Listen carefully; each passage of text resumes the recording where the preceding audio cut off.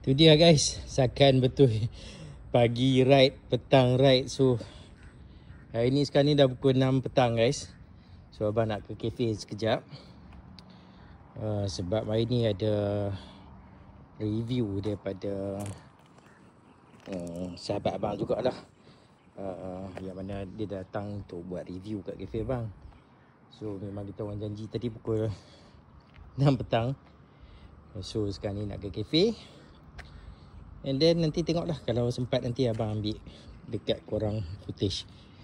Okay, so tadi ride berapa jauh Ride tadi dekat sampai dekat Penaga. Sekarang ni 16,514 guys. Okay, sekarang pukul 6 lebih, 6 2 minit dah. Bismillah.